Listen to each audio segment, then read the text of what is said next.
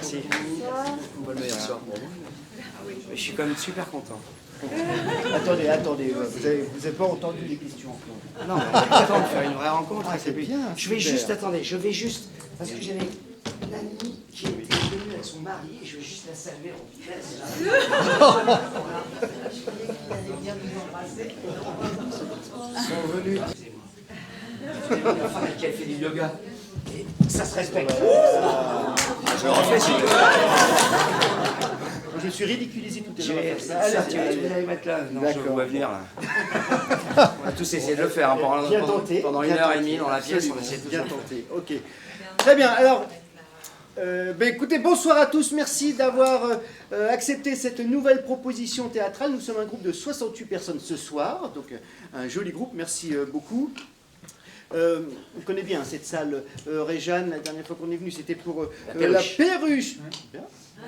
Je sais, je me Parfait, doute, monsieur est tout à fait documenté. La Perruche d'Audrey Sheba avec Barbara Schulz et Ariel Elmaleh. Pourquoi je vous dis ça? Parce que la dernière fois qu'on était là, j'ai souhaité un bon anniversaire à Barbara Schulz, sauf que ce n'était pas son anniversaire. Erreur d'information de Wikipédia. Donc, Julien Boisselier, pas de panique, je ne vous parlerai pas de votre ex-passé, de faux passé de skipper, puisque voilà, je ne ferai pas cette erreur. Par contre, ce que je peux vous dire, Julien, c'est qu'on est vraiment ravis de vous revoir. Peut-être que vous vous en souvenez pas, en tout cas moi je me souviens très bien. On s'est vu pour Zelda et Scott avec Sarah Giraudot, La Bruyère, tout à fait. Et c'était un très joli moment. Donc merci d'avoir accepté de nouveau cette rencontre. Mais il n'y a pas que Julien Boisselier dans la vie et surtout sur ce plateau. Merci également à Mélanie Page et à Bruno Solo d'avoir accepté cette rencontre. Ça mérite quand même des petits applaudissements. Puisqu'on est dans les remerciements, il faut remercier aussi Betty. Merci Betty. Betty, oui, qui est notre régisseuse de lumière, qui envoie les sons et tout. Il y a beaucoup de travail. Je croyais qu'elle était là, je voulais qu'elle baisse un tout petit peu, mais ça va le faire. Ça va le faire. Ok. Alors, je dois aussi remercier nos autres, les co-directeurs Stéphanie Lel et Richard Kella, qui nous accueillent. Richard Kaya. Kaya. Ouais. Kaya. Pour lui, un ancien skipper. Lui. Je sens qu'on va rien me pardonner ce soir, il faut que je fasse attention. Donc merci à eux. Et puis bien sûr, merci, je ne sais pas où il est. Alors racontez-moi, c'est quoi votre groupe? Attends, c'est un groupe de... je suis dans les remerciements. C'est une petite impatience parce que là, Oui. mais c'est quoi votre groupe? C'est un groupe je voudrais d'amateurs de Je théâtre? voudrais aussi remercier Jérémy, le responsable du service collectivité, qui a rendu cette rencontre possible. Il faut qu'il lève la main, Jérémy. Jérémy, pour je le sais rendre pas. hommage à Jérémy. Bravo, merci, Jérémy. merci Jérémy. Et donc, puisque nous sommes dans les présentations, nous sommes l'association Petit Théâtre Entre Amis. Cool. On entend Bel dans le intitulé. titre, voilà, on entend dans le titre que nous sommes des amis, des passionnés du théâtre. Ça fait 19 ans, figurez-vous, que nous nous battons pour faire venir le public au théâtre. Donc on leur propose évidemment, sinon c'est pas marrant, toutes les formes théâtrales possibles. On sort c'était quoi? On sort de La Vie est belle, qu'après au Théâtre 13, et puis précédemment, juste avant, c'était En garde à vue, au Théâtre Héberto. Donc voilà, grand écart toujours, c'est ça qui est marrant. Alors, puisque nous sommes dans les présentations, je vous ai préparé à chacun d'entre vous, après on va parler de la pièce, mais je vous ai préparé une petite question de présentation. Alors, j'ai l'habitude de regarder le parcours de chacun, mais là, j'ai fait une petite variante. Je me suis dit, comme la pièce s'appelle 10 ans après, et comme il y a des flashbacks, je me suis dit, je vais faire arrêter la machine à remonter le temps en 2010, donc en 10 ans, et je me suis dit, qu'est-ce que pour vous, et là je vais vous passer la parole, qu'est-ce que pour vous avez fait dans votre parcours télévision, cinéma et théâtre, bien sûr? Est-ce qu'il y a quelque chose que vous êtes particulièrement fier? Est-ce qu'il y a un projet que vous revendiquez particulièrement depuis 10 ans? Alors peut-être que la question est rude, donc soit vous voyez tout de suite ce dont je veux parler et vous nous le dites, sinon j'ai des petites pistes de réflexion à vous proposer. Allez. Alors, on y va. Prenons la piste. Attendez, nous sommes galants. J'aimerais bien commencer par Mélanie. Ah non, mais je sais, elle veut prendre la piste aussi. Je prends la piste verte. C'est-à-dire en 2010. Non, de 2010 à aujourd'hui. Ah Oui, bien sûr, là c'est sur 10 ans. D'accord. Est-ce qu'il y a quelque chose, quand je vous dis ça, qui vous frappe tout de Alors, il suite? y a la pièce que nous avons jouée ensemble avec Bruno, qui s'appelle L'Heureux Élu, Ouais. il y a 4 ans. 4 ans, Voilà, qui était quand même un excellent souvenir. D'où le plaisir immense que j'ai de rejouer avec lui, puisque voilà, nous l'avons joué, celle-là. J'étais déjà un cocu, 200. je m'en faisais déjà Ouais, envoyer chier. super. Il n'y a vraiment qu'une ambiguïté entre nous, genre. Même quand je joue l'amoureux, ça marche pas. Donc, c'est dingue. Mais j'adore ça. Non, et puis c'est vrai que ça sonnait mon retour au travail, parce que moi je m'étais arrêtée pendant des années pour des raisons personnelles, voilà, pour m'occuper de ma famille. Donc c'est la première pièce que j'ai rejouée après ce long arrêt de travail. Donc c'est vrai que c'est un très très bon souvenir. Voilà, super, très bien. Julien, même question. À part ta traversée de l'Atlantique en solitaire. Alors, est-ce qu'il y a, vous voyez un projet particulier où Oh, il y en a plein, moi, qui Ouais. vont compter pour moi. Mais ce dont vous avez parlé avec Sarah Giraudot, c'était un projet très, très important pour moi parce que Ouais. ça faisait longtemps que je n'avais pas fait de théâtre. Et puis, j'ai eu la chance de rencontrer cette comédienne qui est quand même assez hallucinante, qui est formidable. Et puis, j'ai rencontré aussi le metteur en scène qui est resté un ami. Ces deux personnes sont restées des amis, ce qui se passe rarement sur les projets. On ne se fait pas des amis sur chaque projet. Et là, c'était vraiment une rencontre artistique, mais surtout aussi amicale. On est très liés aujourd'hui, on se voit régulièrement. C'est des gens qui comptent beaucoup pour moi. Donc c'est un projet qui compte beaucoup, énormément. Renaud Meyer. Renaud Meyer, ouais, qui était là qui hier est soir. venu hier, d'ailleurs. Qui était là hier soir. Ah, d'accord. C'est Voilà. le frère de Julien Cibre qui avait mis en scène le repas des faux. Oui, qu'on avait vu Magnifique aussi. pièce. Ah, Et son frère Renaud Meyer et Julien Cibre Ah, sont d'accord. c'est jeunes frères, Julien. D'accord, très bien. Bruno. On va rester sur le théâtre parce que effectivement là tous les trois on parle de théâtre Ouais. parce que voilà Mhm. parce que c'est vraiment ce qui nous fait vibrer là et puis que vous êtes des amis du théâtre, bon les films, les trucs tout ça, il y a plein de projets qui m'ont plu mais c'est vrai que c'était le projet que j'ai fait il y a 2 ans, je vais un peu plomber l'ambiance parce que c'est un projet qui est doublement émouvant pour moi, c'était la pièce Baby que j'ai jouée avec Isabelle Carré. Une pièce américaine de Jan Anderson, adaptée par une immense comédienne qui s'appelle Camille Japy, qui jouait aussi dans la pièce, avec Vincent Degnard, mise en scène par Hélène Vincent, et qui racontait l'histoire d'une adoption contrariée aux États-Unis, une pièce assez rude, assez féroce, diversement d'ailleurs reçue. Il y a des gens qui sortaient de là assez scandalisés, ce qui était le but. Hein. Les Américains vont souvent, les Anglo-Saxons vont souvent au bout des sujets et les tordent jusqu'au moment où il crée une sorte de malaise et tout, qui crée aussi le débat et qui fait à mon avis la force du théâtre. Le théâtre n'a pas nécessairement besoin de cela, mais lorsqu'il ose aborder des sujets graves et qu'il suscite comme ça une sorte de polémique, je trouve que ça fait partie aussi de ses devoirs. Et donc moi c'est une pièce qui était très, très puissante pour moi parce que c'est une pièce... J'étais nommé au Molière pour la pièce, je ne l'ai pas vue. Et les gens n'ont aucun goût. Et ça a été n'importe quoi. C'était truqué. Enfin, ils l'ont donné à Jacques Weber. Enfin, qui connaît Et non, je plaisante évidemment, c'est pas lui qui l'ont donné en plus. Mais, et d'ailleurs, j'avais fait. C'est avec Sarah Giraudot, qui est une grande amie aussi, que j'avais fait la remise des Molières ce jour-là. Et pourquoi je dis ça? Oui, c'est une pièce qui m'a bouleversé parce que c'est un moment très, très poignant de ma vie où je jouais un homme qui perdait son père. C'était un des aspects de la pièce.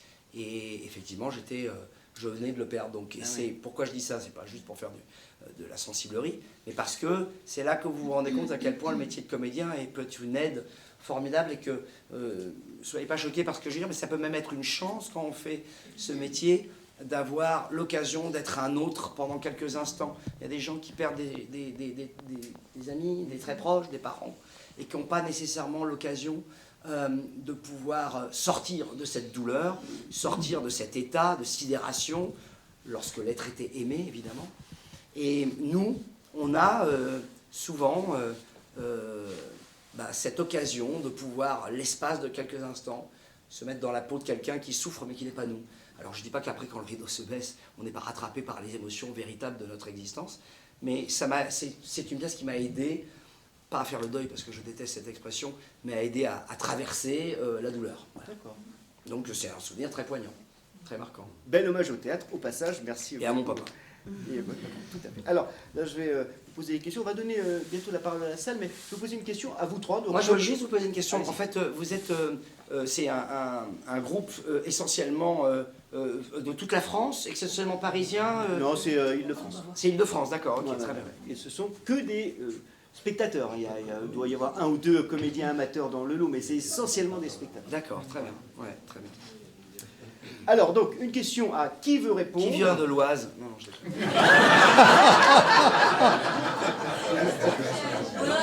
On peut faire un sondage. Ouais. Ouais, c'est parce qu'il y a un foyer là. Et comme moi je suis pas. On vient de Courbevoie. Si vous avez suivi tout à fait. On vient de Courbevoie. Et il y a eu à côté, il y a eu un lycée où il y a eu un petit souci de coronavirus, mais 3 fois rien.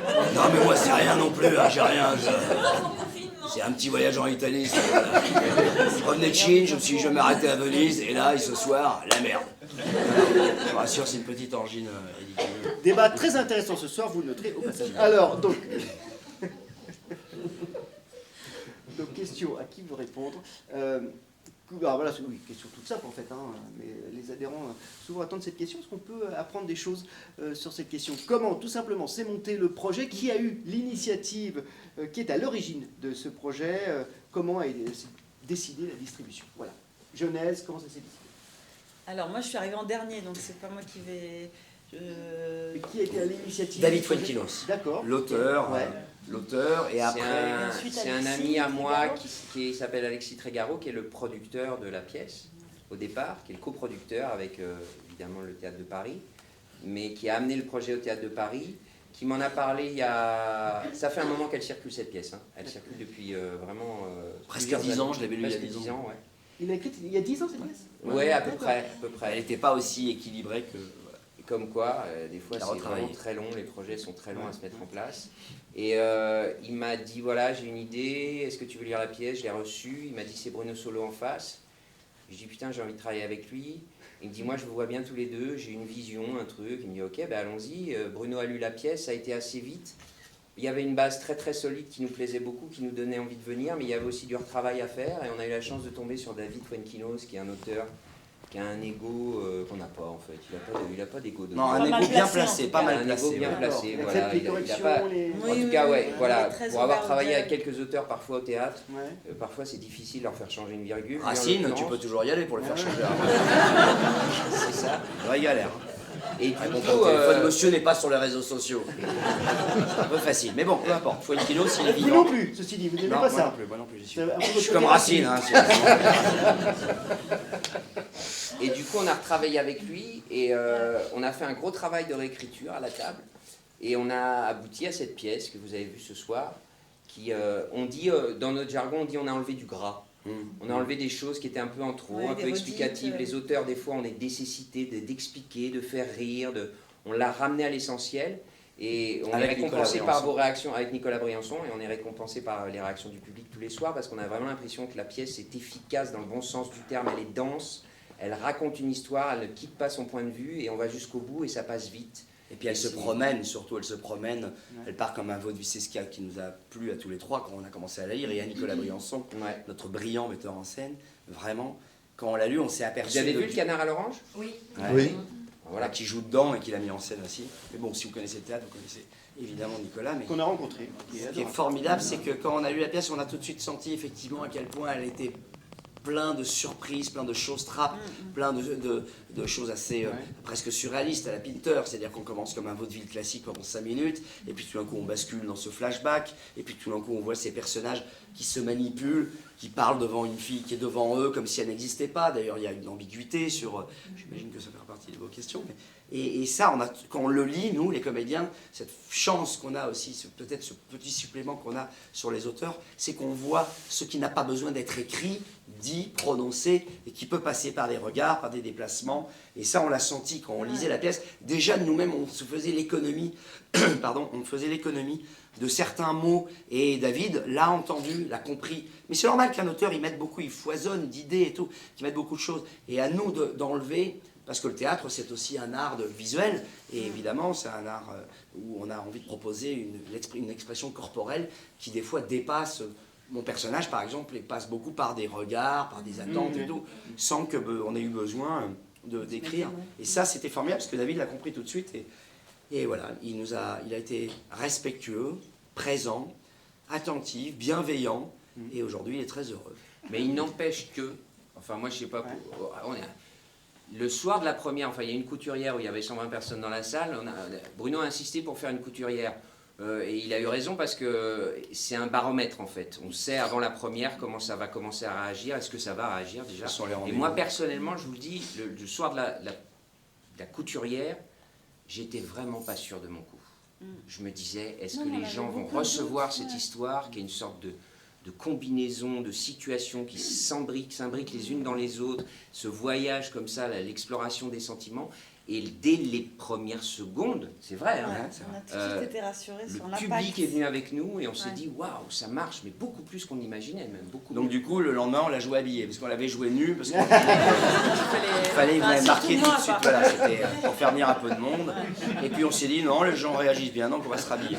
Et j'aime autant parce qu'il fait un peu frais dans ce théâtre. Bien. Comment enchaîner? Est-ce qu'il y a des questions dans la salle? Je pense quand même. Ça y est, ils vont faire les timides. Moi, j'ai une question qui m'a turlupiné à partir de la moitié de la pièce. Et c'est terrible parce que ça pousse la pièce vers quelque chose de triste. C'est est-ce que le bonheur est insupportable? Mais c'est une vraie question en fait. Hein. Il la pose, Frankie Noas. Ouais. Évidemment, personnellement, je ne trouve pas, mais dans la pièce, alors c'est le bonheur en couple, la perfection. Oui, bien sûr, la oui. perfection est-elle supportable? Effectivement, la perfection ne l'est pas, déjà, elle n'existe pas. Donc, et le bonheur découle-t-il justement de cette perfection? Et en fait, non, pour être heureux, il faut aussi des moments de doute, de malheur. Il faut-il qu'il disparaisse pour qu'on se rende Oui, c'est compte ça, de en sa fait. valeur? Bah, il faut des hauts et des bas, sinon on ne se rend pas compte qu'on est en haut. Il s'aperçoit de la valeur des gens qu'on aime au moment où ils partent, dit mon personnage. À un moment. C'est vrai. Non, mais c'est vrai. En fait, de toute façon, Fuenquilos, c'est un malin. Hein. Il pose plein de questions, il fait des affirmations, enfin pas des affirmations, mais des propositions un peu provocatrices. J'imagine que vous avez tous noté ce moment où Julien dit, c'est souvent, je vais te laisser le dire, Julien, parce que c'est ta À phrase. quel moment? Bah, tu sais, Le sur crédit, le le crédit immobilier. Ah, le temps de vie d'un couple est souvent calqué sur la durée d'un crédit. Ah La oui. preuve, les pauvres s'aiment plus longtemps que les riches. Elle est d'une Ça, violence c'est terrible, incroyable. c'est terrible. Ouais, et c'est une réalité sociale qui est vraie. C'est-à-dire que même face au désamour, même face à la séparation, on n'est pas tous égaux. Et c'est quand même terrible quand on ne s'aime plus de continuer à faire semblant. Il n'y a rien de plus terrible. L'amour, on ne peut pas faire semblant. Ça peut pas être univoque. C'est pas, voilà, ça peut être unilatéral, pardon. Et donc, cette phrase, et il l'assène avec une sorte de cruauté comme ça, qui est, à notre avis, à notre sens, vraiment toute la force de Fuenquinos. Et ces deux hommes totalement immatures, incapables d'aimer, parce que lui paraît comme le pervers, stratège, un peu comme ça, presque un psychopathe. Mais le personnage est d'une lâcheté sans nom. Il a peur, il est touchant au début, et puis quand il s'agit de donner son avis et tout, il se repose sur lui. Ces deux aspects de l'homme qui sont quand même assez, comment dire, c'est contestable, c'est le moins qu'on puisse dire, hein, de la lâcheté et la perversion sont deux aspects que personne n'a envie de revendiquer. Et on comprend bien pourquoi cette femme... L'amour que donne la femme également, ça renvoie à la phrase de Lacan, donner ce qu'on n'a pas à quelqu'un qu'on ne veut pas. Oui, c'est ça, elle a ouais. raison. C'est magnifique. Ouais. Exactement, elle donne un peu de la confiture au cochon. Oui. C'est très beau ce qu'elle dit, ça m'a rendu Mais heureuse. d'essayer de vous rendre heureux. Oui. Parce que c'est une sorte de don de soi, sans calcul de sa part, ok, elle accepte cette situation. Mais qui est effectivement, éminente. c'est aussi cette phrase-là qui la dévictimise. C'est-à-dire qu'elle n'a pas subi cette situation, elle a vraiment voulu être là avec eux. Et à la fin, quand elle se rend compte de leur ridicule et du fait que de toute façon, elle ne les rendra pas heureux, elle s'en va. Qu'ils ont bon. Parce qu'elle continue d'aller vers le bonheur, en fait. C'est une farce Sans cruelle, j'aime bien, et c'est une fable aussi. C'est pour ça que... Les deux hommes perdent leurs rêves également. Ouais. Est-ce que vous parlez des rêves? Oui. Et il y a J'étais une la femme citation de vos qui dit rêves. Ouais. qu'il faut garder des rêves assez grands Mhm. pour ne pas les perdre de vue. Mhm. Or, dans cette pièce, les deux hommes perdent leurs rêves. Ouais. Oui. Est-ce qu'ils l'ont pas rêvé Mais aussi, cette est-ce que, femme ouais, voilà, c'est la question que j'allais vous poser en fait. En fait, à un moment donné, le doute un peu s'installe. Enfin, moi, c'était plutôt aux deux tiers de la pièce.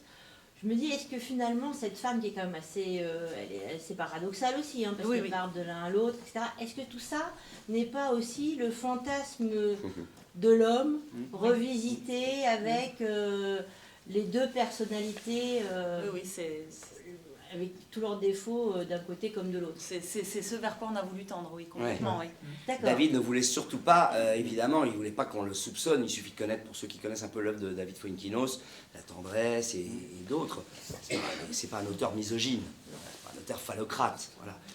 Et il voulait évidemment faire une farce cruelle sur un triangle amoureux, mais en aucun cas. Alors, en fait, il y avait une autre fin à un moment.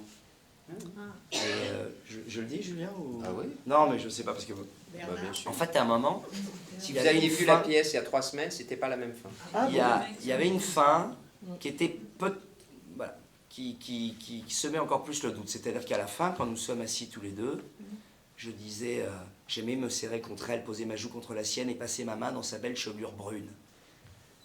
Vous l'avez tous vu blonde, Ouais. blonde ou avec une sorte de couleur étrange. Et lui, il me disait, chevelure brune. Rousse? Ben non, brune. Camille était brune. De qui parles-tu? Il me dit, de Camille, la femme que j'aime. Et il me disait, enfin, la femme que j'aime s'appelle Nathalie, elle est rousse.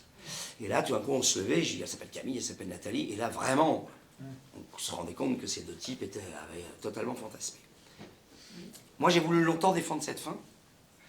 Et finalement, comme il n'y a que les imbéciles qui ne changent pas d'avis, et que je veux croire que je ne le suis pas totalement, je suis finalement maintenant convaincu que c'était peut-être trop démonstratif, et que cette fin un peu plus étrange, où on laisse quand même entendre qu'elle s'est volatilisée, qu'il n'y a pas d'issue, qu'il n'y a pas de... D'ailleurs, oui, Oui. vous avez quand même compris C'est ça. le fantasme. Et le... Oui. Et c'est Mais David du coup, qui est là, mais venu, c'est un peu... c'est la preuve d'un auteur vivant et présent.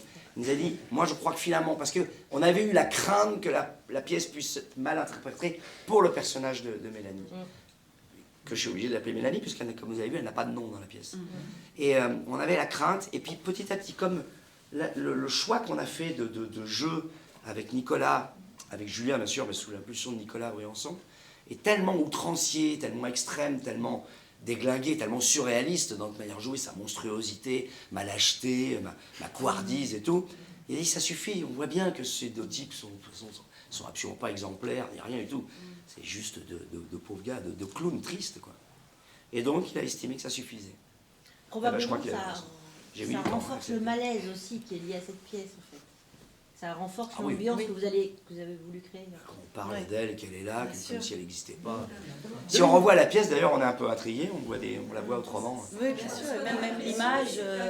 qui s'affrontent, en fait, que la femme, Sandrino, Ouais. c'est l'argument, le fantasme. Et en fait, la pièce, c'est le duel et l'affrontement entre vous deux, puisque vous avez le même costume, vous êtes interchangeables. Et elle, c'est le fantasme. Ça, c'est une idée de Julien. C'est une Ouais, super ça, idée c'est de bien. Julien, d'avoir qu'à la fin, on ait même le même gilet. Pardon, votre personnage, Oui. il est très casborien. Hein. Franchement, la deux, là, Oui. voilà. C'est un fantasme de femme. Ah, complètement, c'est Et en justement... même temps, elle est intemporelle. Bien sûr, et pour le coup, moi je ne change jamais. Même dans le retour en arrière, je ne change pas, je ne mets pas une autre perruque, je suis immuable. Ouais. Et effectivement, je reste le Pérenne. même fantasme du Donc début à la irréel. fin. Ouais. Donc irréel. Oui, mais le Voilà, fait c'est que ça. vous n'ayez pas de Vous êtes nom, pas ça en fait une femme objet, je trouve.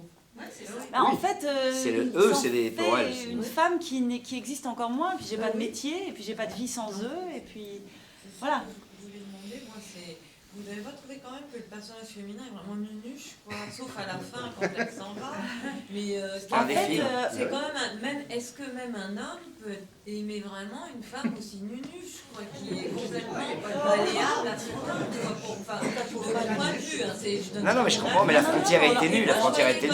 Comme femme, moi je m'attendais, soit finalement elle se barre avec une femme, Ouais, c'est vrai. elle les laisse tous les deux, elle se barre avec une femme, soit eux deux, elle disparaît parce qu'en fait elle était que le fantasme de leur amour à eux et ils se retrouvent tous les deux, en fait ils se mettent ensemble. En fait, c'est Ça, absolument il y a aussi des gens qui se sont demandé Alors si- par qui contre, se est-ce sont que ensemble. du point de vue des hommes, c'est vraiment, ils ont un fantasme de femme à ce point, comme ça. Une femme corvéable à merci. Je la prends quand j'en ai envie, quand j'en ai plus envie. Je veux qu'elle soit parfaite, mais pas trop. Enfin, c'est pardon d'être aussi prosaïque, mais c'est de tête de nœud, quoi.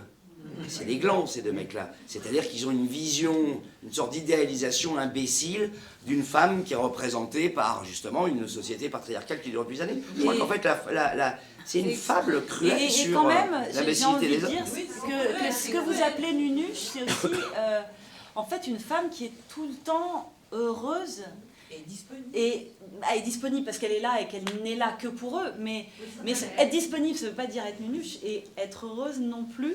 C'est-à-dire que être tout le temps dans le sourire et tout le temps tendre vers le bonheur. Enfin, moi, en tout cas, je la vis pas comme nunuche. Après, je comprends qu'il y ait des moments où on se dit, mais comment elle peut pas comprendre là? Comment elle passe à côté de la situation? Mais en fait, elle passe à côté parce qu'elle ne voit pas, elle ne veut pas voir ce qui peut la rendre malheureuse. Donc, comme elle tend tout le temps vers le bonheur, est-ce que ça fait d'elle une femme nunuche? Pour moi, non. Oui, Mais après, chacun voit ça. Est-ce que c'est pas une métaphore tout simplement de l'amour matériel avec ces petits Mais à la limite, vous savez quoi? Moi, je la joue plus comme ça, en tout cas. Et à un moment, elle levait le camp et les petits garçons. Ouais. Ben, pour moi, c'était vraiment Dans la première version, elle changeait mes couches, moi. Finalement, la métaphore maternelle. mais en tout cas, moi, je le vis beaucoup plus comme ça, même dans l'interprétation. Et puis même quand je les engueule, j'ai l'impression presque d'engueuler mes enfants, quoi. Mélanie, j'ai lu que c'était une pièce féministe. Vous êtes d'accord avec ça? Oui. Bah, en tout cas, moi, C'est plus une charge contre les non, hommes. mais moi, je trouve en tout cas pas du tout qu'elle soit contre la femme ou contre. Ah non. Franchement, ceux qui en prennent plein leur Ah oui. tronche, c'est les hommes là, qui sont ridicules. Finalement, Bah, elle ça va sort bien par maintenant. elle sort par le haut, quoi. Parce que celle qui a raison pour moi, c'est elle. Et il faut tendre vers le bonheur. Enfin, moi, je suis un peu comme elle. Alors peut-être que je suis nunuche, hein. Mais Non, je suis très souvent souriante. Je suis très souvent. Je veux pas me vendre, mais vraiment, Mais je c'est vrai, suis c'est vrai, très c'est vrai. comme ça. Elle est bienveillante, elle est attentionnée. Et en même temps, faut pas trop me chercher. Il y a un moment où je peux vraiment m'énerver. Enfin, en vrai, ce que vous venez de dire, vous êtes à deux doigts d'en prendre une. Mais, je rigole. Non, mais en quoi, ce qui est vrai, c'est que quand on répétait, Julien, je sais pas si tu te souviens, mais Nicolas nous cessait de dire, et à juste titre, que c'était le rôle le plus complexe. Ouais. Parce que, évidemment, nous, voilà, c'est rigolo, le méchant et le lâche, enfin, pour être très manichéen. Mais elle, c'est complexe parce qu'elle doit tout le temps avoir une sorte de ligne de conduite comme ça, qui est effectivement une frontière très ténue entre la mièvrerie et en même temps une lucidité terrible, avec cette phrase définitive, elle dit « ça m'a rendu heureuse d'essayer de vous rendre heureux, vous l'avez pas vu, allez vous faire foutre ». Et en même temps, elle n'existe pas, ou il y a peu de chances qu'elle existe. Donc tout ça, effectivement, c'est un rôle très complexe. Il fallait le jouer avec une sincérité et sur le droit de fil. Elle ne peut pas se permettre, comme nous, on peut le faire, de passer un petit peu, de faire quelques effets, etc. Elle est obligée de rester... C'est un rôle complexe. Et David en avait conscience. D'ailleurs, il y a eu beaucoup de comédiennes qui ont fait les lectures, et c'est Mélanie qui l'a eu. Et je peux vous citer les comédiennes, parce que vous n'allez pas le croire. C'est pas vrai, c'est pas vrai. Julien, Bruno, donc là on a compris que vos deux personnages sont deux affreux. Enfin, on va se calmer quand même. Oui, Hein. on va se calmer. D'accord, mais justement, moi je voudrais que vous preniez la défense de vos deux personnages. Quelles sont les qualités, ou tout simplement, allez, on va être sympa avec vous. Au moins une qualité de vos personnages. Moi j'en vois pas énormément, mais voilà. Julien, une qualité de votre personnage, et Bruno aussi, Oui, une qualité mais de votre personnage. Juste réaliste. Moi, je sais pas. Une qualité. Ouais, c'est pas évident, je suis d'accord, c'est pas évident. Ah ouais. Non, c'est Robert Musil. Non, alors paradoxalement, parce que et c'est Bruno qui me l'avait fait remarquer un jour. Il m'avait dit, mais c'est vrai, quand il dit ça, c'est vrai. Il dit, ne l'écoute pas, il ment. Je ne mens jamais dans la pièce. C'est vrai. Je ne mens jamais. Alors après, je manipule. Mais il y a un endroit où cet homme a essayé de quitter cette femme, sincèrement, il lui a envoyé des signes. Il n'y arrive pas, et c'est ce qu'il lui dit sincèrement, j'arrive pas à la quitter parce que j'ai peur de lui faire de la peine, du mal. Elle est tellement fragile que j'arrive pas, je n'y arrive pas. C'est Don Juan a aussi ça, hein, à plusieurs reprises. Il dit toujours la vérité à ce personnage quand il lui dit « mais tu vas pas partir, tu vas te persuader que tu aimes Pierre ». Elle a peur de la solitude, c'est vrai. C'est-à-dire qu'il avance sur un terrain qui est un terrain de manipulateur, évidemment, parce que finalement, dans les faits, dans les situations qui se développent sous son énergie, sous son impulsion, sont des situations tordues, mais dans l'absolu, il arrive à obtenir ce qu'il veut en disant la vérité en permanence. Donc je trouve qu'il a cette qualité. Après, il s'en sert d'une manière particulière, cynique, mais la pièce n'existerait pas si cet homme n'était pas aussi franc et sincère dans ses démarches. D'accord. Voilà. Donc après, c'est vraiment tiré par les cheveux comme réponse.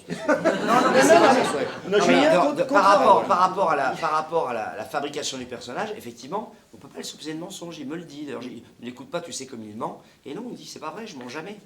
Et aussi surprenant que ça puisse paraître, il a au moins cette qualité, si tant est qu'on puisse appeler ça une qualité quand c'est recouvert d'un cynisme et d'une perversité aussi terrible. Mais mon personnage, il n'en a pas, en fait, de qualité. Il ment. Vous êtes en train de me dire que vous n'allez pas répondre à la question. Ben si, je vous réponds, c'est Robert Musil, c'est l'homme sans qualité, le mien. Non mais vraiment. Vous ne voyez aucune qualité. Mais non, parce qu'il ment. Quand au début, il est transi d'amour. Il était sincère dans l'amour. Évidemment qu'il est sincère, mais enfin, je veux dire, il est sincère, mais la sincérité, c'est pas nécessairement, là, en l'occurrence, c'est pas une qualité. Il a été humilié, il a été vexé, il revient en acceptant d'être manipulé, de dire baisse tes yeux, dis-lui que tu l'aimes, et il accepte qu'elle revienne avec lui alors qu'elle n'en a pas envie. Ouais. Quand même, il est dû lâcher une guardie. Et après, quand il a vécu 10 ans avec elle, il veut s'en débarrasser, il n'a même pas le courage de lui dire. Il n'en a quand même pas beaucoup. Ceci dit, par mon interprétation, ce côté un peu lunaire, on se dit, oh, il est mignon, il est gentil, mais en fait, c'est une manipulation. Mon personnage est un manipulateur, en plus, comment dire, une sorte de manipulateur qui s'ignore, parce qu'il est... non, lui, c'est vraiment un crétin, quoi.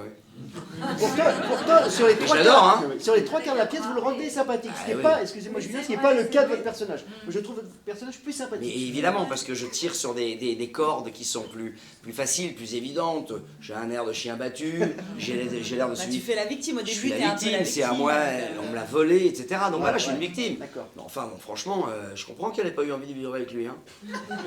Et vous, Mélanie, donc, on a vu que c'était une femme parfaite. Et alors, à l'inverse, qu'est-ce qui, dans votre personnage, vous insupporte? Alors, ce que j'ai un petit peu plus de mal à comprendre, c'est qu'elles ne comprennent pas un peu plus vite. Ah, d'accord. Voilà, ça, oui. Ouais. Effectivement, parfois, on a Vous en envie de avez dire, parlé à David?